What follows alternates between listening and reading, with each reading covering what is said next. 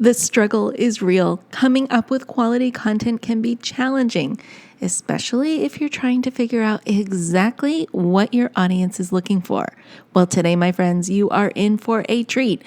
My friend Shondell Varcianna from Varci Media shares how to never run out of the content your audience craves. Episode 184 starts right now. Hey there, welcome to the Laura Shipman Show. We hang out here weekly to talk about things like social media, entrepreneurship, marketing, tools, strategies, tips, and it all starts right now. Hey there, before we get started with this show, I just want to share my passion with you. I love teaching people just like you how to master social media for business, breaking it down into easy to consume and easy to execute steps so that you can see immediate results.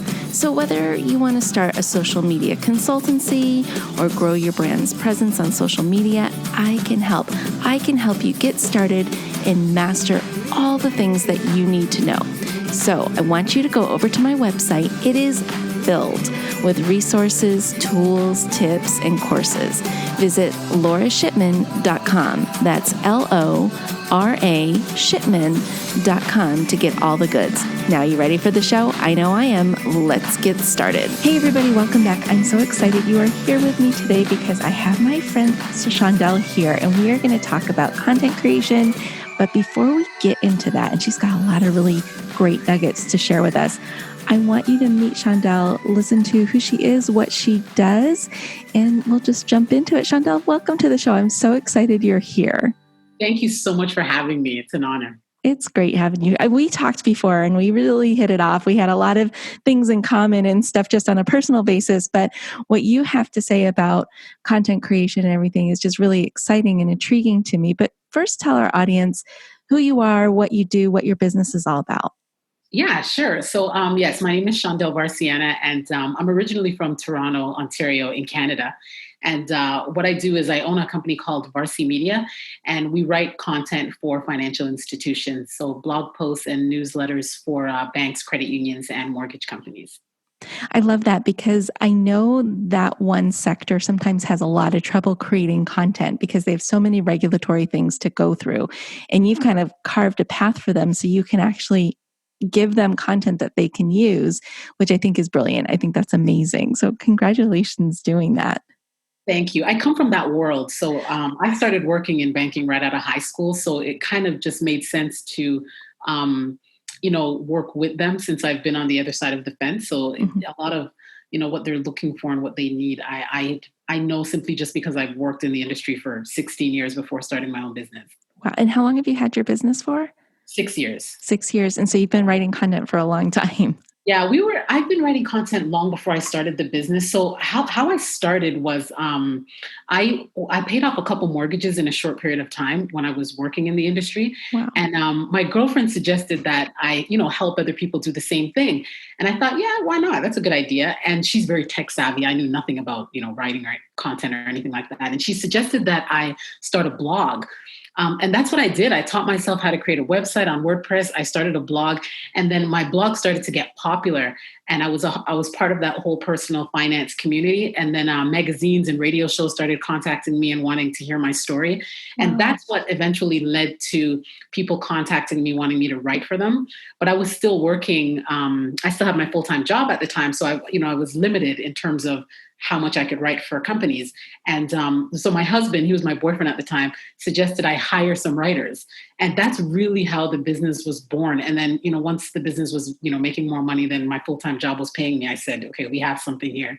Let me just, focus on the business full time. Isn't that amazing how that just kind of falls into place and happens? Like if so many people just followed what their passion was, like everything kind of works its way out, Absolutely. I didn't even know people got paid to blog when I started because my intention was never to turn that into a business. It was really, and I didn't even think it was a big deal to pay off a couple mortgages. It wasn't until I told maybe two friends and they made it a big deal and was like, how did you do that? Like, you gotta tell me and you gotta help people. And then I thought, well, sure, like, why not? And that's just how it was born. It was just, I just figured, what, if I can help one person, then why not? And then it just blew bigger than I could have imagined. Like, people just were really interested. And I thought, well, I've got the experience on the practical end because I've paid off the mortgages. Plus, I've worked in the bank, so I know what lenders look for in terms of what they're looking for in terms of lending people money to buy a home. So I knew all of that stuff on the inside and out. And I thought, I could probably help some people, get a mortgage, pay it off, real estate invest. Like I was just very familiar with that. And I thought, hey, why not? And then it just kind of turned into this. It wasn't planned at all. That's so cool. Do you still have that blog? Is that still part of the mix? No. I just got too busy. And then I started blogging for so many other people that it was just, I could not keep up with it anymore. And I just thought, you know what, I'm just going to, let it go and try to serve on a different level. Because I realized I had a little niche there, but I thought, how could I grow this and make it bigger? And I thought, well, I can duplicate myself. And that's how I started hiring writers, because there was only so many hours in a day and I couldn't give myself fully to writing anymore. And then I thought, there's got to be better writers than me, because like my degree is in marketing, not journalism or writing or anything like that. I just thought, I remember sitting with my husband at the time. Well, he was my boyfriend at the time, but I remember sitting down with him and saying, there's got to be people who write better than me. How about we get them and then I just manage things? And because that's what I like, that's what I'm better at, the marketing, the managing, the people skills and all that kind of stuff. And I thought, okay, let's just do that. Let's hire good writers and editors, and then I'll just manage the entire. So that, that all came with time. Yeah. But that's how we evolved. That's an amazing story. I love that. That's good for you. That's amazing. Good for you. So tell me, how do you write? I guess let me back up a little bit. So you've got a specific niche that you're writing for. So how do you do that? And how do you do it effectively? And how do you know what you're supposed to be writing and all that good stuff? So content is all about the end user. It's all about the customer or the ideal customer that you're trying to attract. That's the main purpose of content. It's never to create it for yourself and what you like, because you may not be your ideal customer. So the focus is always on them. Who are they? What do they want? What needs do they have? What problems are they trying to solve? What questions do they have? So that's always the focus. So our focus anytime when we are working with one of our customers is who is their customer, because we're not really writing for the banks, we're writing for their customers. So we always have to find out, who are they? Where do they hang out? Where are they? Because at the end of the day, when you create content, you've got to place that content in front of them. So it's all about being where they are and providing value there. So for example, if they're on Facebook, what are they talking about on Facebook? And how could I get in front of them so they see me? Or so they see your brand? How could I get in front of them? How could I join the conversation that they're already having? Because I'm really big on, you don't really have to create a conversation because your target audience is already talking. They're already asking questions. Just be a part of that conversation. It's so much easier than trying to figure out, what could I create for them? Just find out what they're talking about and what they want, and then create content based on that. So I have a question about that, because I think a lot of people get stuck. They're like, well, I don't go to a Facebook group for banks. Like, what Facebook groups, or where would you go to join that conversation that the customer is actually having? Yeah. Oh, there's a ton of Facebook groups. So let's say you are, a marketing director in a bank, and you're targeting first time home buyers. There are so many Facebook groups for first time home buyers. Or repeat buyers, or, if you're wanting to target people who are buying rental properties. There's a huge podcast, I'm a part of it, called Bigger Pockets. There's definitely more than 5,000 people in that group. Everybody in that group is buying property.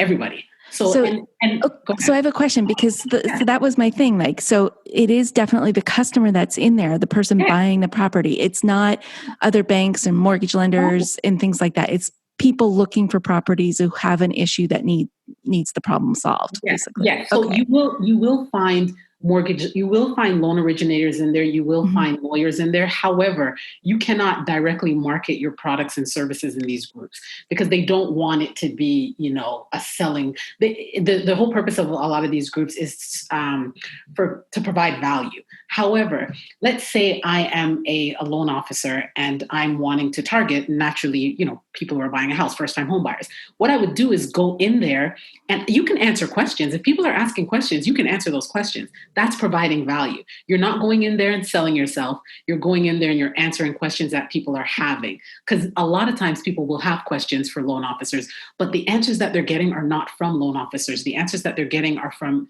everyday people who have gotten mortgages before or who have bought property before. So, and that's part of the reason why I started the business, because there's a huge disconnect with the information that banks have and how that's getting to their ideal customer. This is why it's so important to be where your customers are. And Facebook groups are huge. Keep on going in there and answering questions. And then over time, you'll start building relationships with people, and people will automatically ask. You don't even need to sell yourself at that point. Because when you're answering questions and people see you, they will click on your Facebook page, which you should have exactly what you do. And eventually they'll say, oh, well, you do mortgages. Can you help me? Or can I do an application with you? You won't have to sell yourself because you are providing so much information in these groups that people will see you. And over time, they will reach out to you and ask you if you can help them. So I think that's so important because I think people miss that point so much. I think social media marketing is more about networking than it is It is. about marketing at all. Yes. And I don't think people know how to go about it. And the other thing I think that's important too is people need to know it's more of a marathon than a sprint. Yes. So when you decide to go into those groups and make relationships, you're not going to get business overnight, right? No, you won't get business overnight because people don't know who you are, right? Mm-hmm. And the consistency is also really, really important. There's just so much people online that, the focus always needs to be on getting to know your ideal customer and building relationships with them. Because when you have relationships with people, you'll know what they want. Right. Mm-hmm. And this is the purpose of the purpose of getting into these groups, is to gain the insight and to find out what they want. So now you can create content to answer those questions and to provide that information that they're looking for. And then how many people are buying a house with cash? Practically no one, right? Everyone needs a mortgage. So they're going to be thinking, okay, well, if this loan officer is in here answering all these questions, he can probably help me get a mortgage, right? So it's all about connecting the dots. It really is about, but the first thing, that the most important step is to get to know what they're talking about, get to know where they are. And Facebook groups are huge for that. There's Facebook groups for so many things, but people don't think about that. They're not, and they're free. They're free to join, and you could just gain so much insight about your target audience. So I know that this might sound overwhelming to people because people, let's face it, are just probably wearing a million different hats, doing a bunch of different things. Yeah. How do you set up a schedule for that so that you stick to it and you're consistent in those groups? Because I'm assuming that's the magic to it, that you show up in that your face is always there. Well, not literally your face, but you know what I mean? You're in that group being active. 20 minutes a day, 20 minutes a day. You do not need to be in these groups. See, the thing is, I think a lot of people get caught up with consuming the content versus going in there with a plan, right? Because you can go on Facebook and scroll for an hour and then realize, wow, an hour passed and I've just been scrolling through Facebook, because Facebook is brilliant at showing you what you want to see. That's why they're so successful. But you can go into these groups and literally set a timer for 20 minutes and you can search for certain questions. You can search for mortgages. So when you go into these groups, search for keywords and then see what posts come up and see if you can answer some of those questions in those posts. That would probably be the most effective use of your time when you're going in these groups, especially the ones that have a lot of people, because they'll have a lot of posts. So rather than scrolling through all the posts and seeing if any apply to you, just look for keywords that are related to the products and services that you offer, and then see what people are posting about and see if you can just skim them and see if you can answer any of those questions. If you can, or if you can say something insightful, then just do that, and do that for 20 minutes a day. That's it. You don't have to be in there all day. You can set, 5 to 5:30, whatever, or 5 to 5:20, whatever is a convenient time for you, and just take that 20 minutes per day and engage. And you'll get, over time, you'll get insight and you'll get more information. That's a really good tip. So I have a question. How many groups should you be a part of? Like, what's realistic, do you think? Just one? You don't need to be, it doesn't have to be overwhelming. Like, what I would say is search for groups that have your ideal customer in Facebook, and then you can scroll through all the groups and see how many members they have. and then just join the one with the highest members. And then if you don't like it, if you find that you're not getting what you want, come out of it and look for another one. But I wouldn't say join 10. I mean, one group could get you a ton of business. If one group has 4,000 or 5,000 people in there, all those people are interested in what it is you have to offer. That's a lot of people. So what do you consider like a good size group? Like what's a good target benchmark number that we should look at? I think it depends on what you're offering. Okay. A few thousand is good. I would probably stay away from ones that maybe only have 100 people in them. But look for ones that have the most amount of people in them, because that's where you'll get the most bang for your buck in terms of finding patterns, in terms of seeing what people want. You also want to join groups where there's posts every single day, where people are very involved. So that's something else you want to look for. How often are posts put up in this group? Because the more engaging people are, the more people are posting, then the quicker you're able to find patterns, the quicker you're able to find out exactly what your ideal customer wants and what they're talking about. But if, there's only posts once a week, then that's probably not a group I would join, simply because you want to get as much information as you can, as quickly as you can, so that you can start creating content on your own to target these same people in the group. So I would look for those things in terms of when you're looking for groups, and make sure it's active, of course. Yeah, that's really important. So my question next is is it only on Facebook, or are you leveraging this on LinkedIn too? Groups are not really, I don't personally like the groups on LinkedIn, personal opinion. Facebook is great. Forums are also good. So forums are a great place to find out what your ideal customer wants, and what they're talking about, and questions. Oftentimes on forums, people are asking questions. Reddit is a huge forum out there. So there's lots of forums. There's lots of groups. But LinkedIn is great. We personally use LinkedIn to promote our business, simply because that's where our target audience is. But in terms of knowing what they want, there's a lot of other things we do. We're part of several associations. Financial institutions are very old in terms of how long they've been around. So their marketing is not all online. Their marketing is offline as well. So this is why it's important to know where your customer is and what they're doing, because you just need to show up where they are. Facebook is just one example. If your target audience is not on Facebook, the groups are not going to help you. So you want to, the whole purpose is to find out where they are and then go there. Okay, that's good advice. Definitely know your audience. So then I have I guess, is this a tacky thing to do or not? Because I'm wondering, I have a feeling people are thinking this. If they go ahead and they put some input on a comment or a conversation that's going on in the Facebook group, should they put visit my website or contact me or anything like that? Do you recommend that? No. You don't have to. You don't have to. And you may get in trouble, because good point. One of the rules are so when you join these Facebook groups, they usually ask you a series of questions, and they'll tell you after you answer those questions, you cannot promote your services. But this is why it's so important to have what you do on your profile, because if people are interested, they will click on your profile to see what you're all about, to see what you do. And you want to have all of that laid out, and your phone number, your contact information. If you're, whatever it is you do, your contact information you want on there, and then they'll reach out if they're interested. No, I was just going to say, you're not normally able to put contact me or I offer this service. You're not usually able to put that, but you won't need to if you're providing enough value.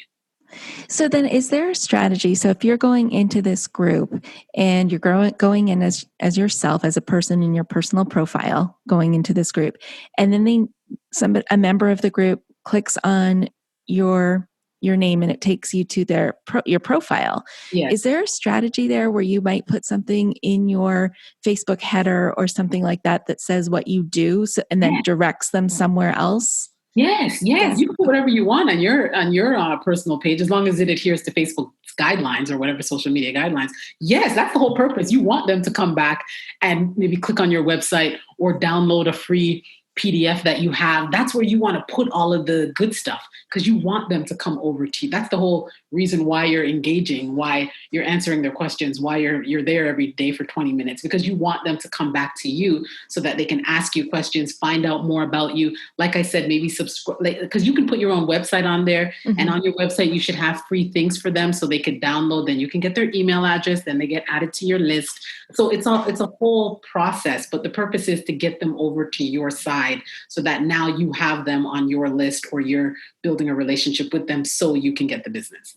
Okay, excellent. Okay, because I know people are probably thinking, yeah, but it's not my business page or whatever, but you need to leave those breadcrumbs on your personal page so people can come and find you and find all the Yeah. information. And Okay. personal pages, I've had this question so many times as Mm-hmm. well, should you be promoting on your business page or personal page? But it's always important to remember that businesses are people. So, and people connect with people. So I'm most of the things that, just from my personal experience, like everything's on my personal page on LinkedIn. Facebook, my ideal customer is not on Facebook as much. They're Mm-hmm. really on LinkedIn. So that's where I'm heavily. But if you go on my LinkedIn page, you'll see a ton of stuff about me. And that's where I post all of our stuff, not on our company page, because I don't really think anyone goes there. Right. But I get the engagement and all of the, everyone comes to my personal page. They want to see me. They want to see what I'm doing. And it's the same for you, right? Yep. They want to connect with a person. So I wouldn't say that.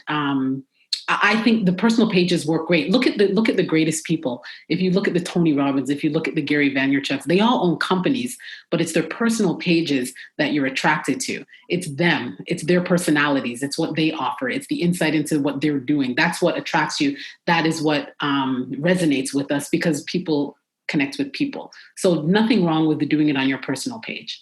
Okay, that's good. That's good insight. You're right. People do want to do business with people, not so much Yeah, the business. the brand. Um, Yeah. so before we hopped on here, we were talking about having more than one niche. Is that something you recommend, or do you really need to niche down and just be like so tunnel visioned on what you're doing?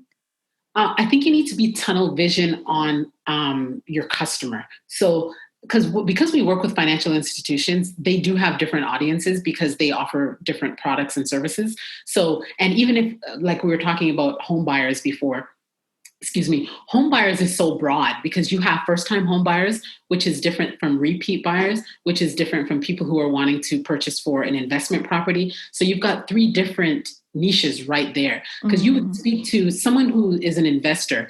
You're going to talk to them completely different than you would talk to a first time home buyer. They're not asking the same questions at all. So it's okay to have three different audiences, but you want to create content for each of those audiences rather than trying to speak to all three audiences in one piece of content. So it's okay to have the different niches, but speak to them individually. Per content is what I would say. Because I've seen where it becomes confusing if you have one piece of content that is trying to speak to multiple audiences, because you'll lose the people who, because especially since at the beginning is where you capture people's attention. So if you're talking to three different audiences in one piece of content and you start speaking to the first time home buyer at the beginning, you'll lose the other two. Yeah. Because they're going to see the beginning and say, well, this doesn't apply to me. I'm clicking off. And they'll So that's scroll why away. Yeah. So that's why it's important to speak to one group at a time versus multiple groups at the same time. So when you say that, do you do this under one profile, or do you have multiple profiles? No, one profile, one Okay. profile. But you can have different posts. So one post may be speaking to one group and another post may be speaking to another group. Okay. I like that. That's really good information. What else? What? Sorry? I was just going to add, and if you're blogging, you just have categories. You have categories so that people can click on the category that most applies to them or that most resonates with them. So you can break that up in the content on your website very, very easily. I love that. You're right. You're absolutely right. That works really well in a blog area for sure. What other advice would you give our listeners to, creating content and networking with the people on social media that they need to meet? I would say that it's going to take some time. So, look at it as a marathon versus a sprint. But again, just going back to taking the time up front to really get to know your customer or your ideal customer and find out where they are will save you so much time down the road, and you will gain so much insight into what they want. So you won't have to constantly be thinking about what type of content should I create, because if you're a part of the conversation that they're having, you'll know what kind of content to create because they're telling you what they want to know, because you're in front of them all the time. So you're seeing and hearing what it is they want to know. So that will help you to create consistent content if you're consistently showing up, if you're consistently there over time, you'll get to know them. You'll know what they want. You'll know what questions they ask. And those are your content ideas. That's how you can create your video. That's how you can create your written content. That's how you can create infographics. That's how you can create audio. That's how you can create, all types of content that will resonate with your ideal customer. Do you find that one type of content performs better over another? Yes. However, I can't tell you that because I don't know what your target audience wants. This is why you have to test. Mm-hmm. So video is really, really good for connection and for resonating with people. But the thing is, I was on a podcast the other day, and they were asking me if I think you should do video or the written word or written content, and I said both. I mean, it doesn't have to be one or the other, because some people don't have time to watch. Some people can read, because you don't know when people are consuming your content. And oftentimes people are not setting time aside to consume your content. Oftentimes they're scrolling and then they click. If something pops out of them, they click. And I was giving them an example that, I put my son to bed the same time every day. Sometimes it takes longer. So I may, turn on my phone. I may have my phone and I may be scrolling, right? But I can't listen to anything at that moment, or else it's going to wake him up or he's not going to go to sleep. So reading would be good for me at that moment. So there's I just think you have to know your audience. And if you are doing videos, you can also do the whole subheadings as well. So know your audience and see what they are consuming. What kind of content are they consuming? And then test everything. Because I can say something works better for us, but it may not work better for you. So you've got to see what they want, see how they're consuming the content, and then try it, test it, and see if it works. If it doesn't, change it up. So you have to constantly be testing what it is you're putting out there to see how many eyeballs are seeing it, how many people are engaging, how many people are liking, how many people are commenting, and pay attention to what posts get the most traffic, and continue to, create similar posts to that. I love that. That's really good. I think diversification is key, because it will definitely lead you down the path for sure. Yeah. Well, that was a really interesting conversation. Is there anything we left out that you think our audience needs, or did we pretty much cover everything? I think we've covered a lot. I would also say the journey is so important, because I know that sometimes, just we as people, get frustrated if we're putting in all this work and this effort and nothing is happening. But I think the journey is just as important as the destination. It's just, you've got to, it takes time. Like with anything, it takes time. It takes time for people to get to know you. It takes time for you to get your groove. In terms of getting your message out there and finding out what it is your ideal customer wants and how you can bridge that gap. So it takes time to get to know how the whole entire process comes together. But once you get there, it just becomes, it just becomes a normal thing for you, because you're there, you're in sync with them, you know what they want, they know you, you know them, and then it just becomes, easy. But it does take time. So I would just say don't give up, and keep testing everything and trying different things to see what will resonate with your audience most. And while you're doing that, still be a part of the conversation that they're having, because the dots will all connect eventually. That's such good advice. Patience, patience, patience, right? And test. Yep, patience and test. That's awesome. So you have given me 2 links. One's a guide and one's a checklist to share with the audience. Can you just quickly tell us what those are before we sign off? Yeah, definitely. Our blog checklist is really just a checklist if you're creating a blog post, just things that we have discovered over the years that help blog posts to resonate with people. So we've just created a checklist of exactly what we do. So you can check off just to make sure you've included all of those things before you hit publish for your blog post. And the guide just goes into more detail on exactly what we do for our customers to get them results. Just over the years of us testing different things and seeing what works and what doesn't work, we've just created a guide that will help you to see what works and what doesn't work, and you can implement some of those tips and some of those strategies that we've used and tested over the years. Fantastic. I'll put those 2 links in the show notes so people can download those.